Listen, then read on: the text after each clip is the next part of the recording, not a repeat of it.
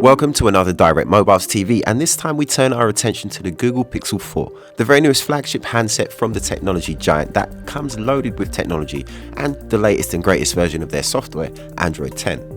Now, Android 10 has started to find its way into many other devices from other manufacturers at the moment, but the version that you find here is unique to the Pixel and really does give this device a fantastic user experience, and I will talk some more about that in just a bit. But first, I want to talk about the design of this phone and the sheer level of technology that's packed inside.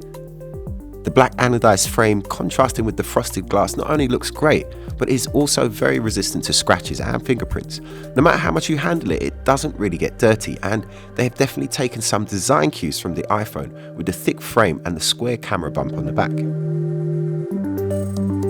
The display on the Pixel 4 has been criticized for having such a large top bezel, but at the same time has been praised for being one of the best displays on any smartphone at the moment. It's a flexible Full HD Plus OLED display with 444 pixels per inch, and it is one of the most color accurate displays that we've seen so far. The picture is sharp and the overall tone to the image is very pleasing. What's more, the display can show some content at 90Hz, giving you a much smoother experience as you scroll through your phone. It is kind of a part-time 90Hz display, however. It will not show you everything at that frequency. The Pixel 4 is smart enough to know when it's just not worth using the 90Hz display, and it will switch it back to 60 to save you some battery power. Yes, it would have been nice if the screen had extended all the way up to the top of the device, but it doesn't. There is a large top bezel there, but there is some very nice features hidden inside that bezel. Of course, there is the 16 megapixel front-facing camera, which performs extremely well, almost as good as the rear-facing cameras, but there is also plenty of tech in there to facilitate the extremely fast facial unlocking system that the Pixel 4 uses. Just like the iPhone, the only way to unlock the new Pixel 4 is either with a PIN or through the new Facial ID system. To me, this is the best method to unlock your phone as it is very secure and it works in all lighting conditions. And being so quick and reliable, it really does add to the overall user experience.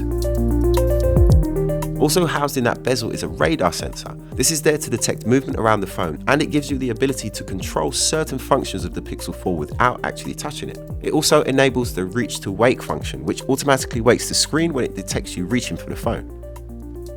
Motion Sense allows you to skip songs by either swiping left or right, and it works fairly well. We feel like there is definitely room for improvement there, although it is an extremely useful feature which we do expect to get better over time through updates. The Pixel 4 uses a Snapdragon 855 processor with 6GB of RAM, a 2800 mAh battery, and either 64 or 128 gigs of onboard storage. Free unlimited cloud storage is offered when you purchase a Pixel 4, which does kind of make up for the slightly disappointing storage options, but unlike in previous years, the storage will not be offered at the full resolution, which is a little bit of a shame as you will no doubt be taking some fantastic pictures with this phone.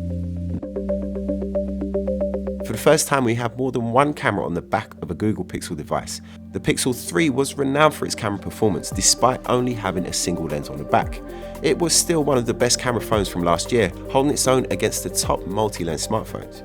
The camera system consists of a 12 megapixel sensor with a telephoto lens and a 16 megapixel main wide-angle camera, both with optical image stabilization, and they both perform exceptionally well, just as good as you would expect a Pixel device to be, showing good performance in pretty much all conditions. And even when things get a little bit too dim, there is the night mode, which will get you great shots in pretty dismal lighting conditions. As with previous models, you will notice that there is a short delay before the Pixel will show you its finished photo. It always takes a second or two to apply its photographic algorithms, and consistently does an amazing job of sharpening up the image and reducing any noise. The video's max resolution is 4K at 30 frames per second. If you want to shoot at 60 frames per second, you have to drop down to 1080p, although the combination of the optical and the electronic image stabilization does an amazing job of giving you very smooth and stable video, both at 4K and at 1080p. We feel that it is a real shame that they did not include an ultra-wide angle camera in this smartphone, as it really does produce beautiful images both for photo and for video. It really is a fun camera to use, which we think would have been made so much more enjoyable with the ability to shoot at the ultra-wide angle perspective. The camera's software is extremely well designed. It's clean and it's simple to use, just like the rest of the excellent Android 10 operating system.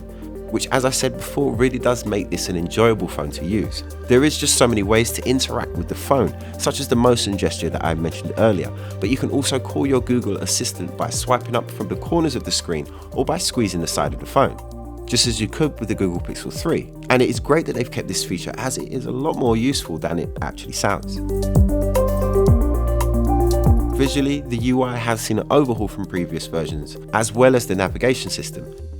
Naturally, the 3-button navigation method that we're all used to seeing with Android devices is here, but for the gesture style of navigation, they have again taken some ideas from Apple, and now navigating is done by swiping in from the sides of the screen to go back, with a swipe up and hold to get your list of recent apps, and swiping up from the center, which will take you back to the home screen.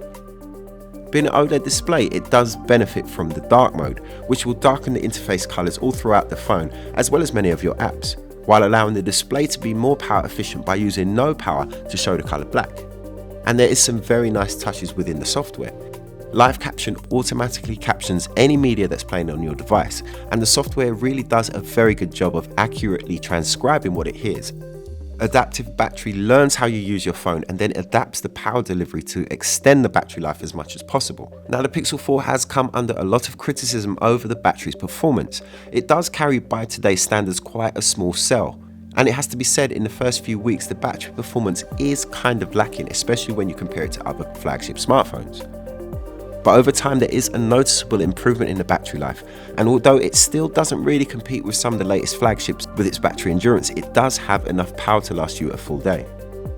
Overall, we think that thanks to the excellent new facial unlocking system, the beautiful new user interface, and the smooth 90Hz display, the Pixel 4 delivers quite possibly the best user experience that you'll find on any Android phone.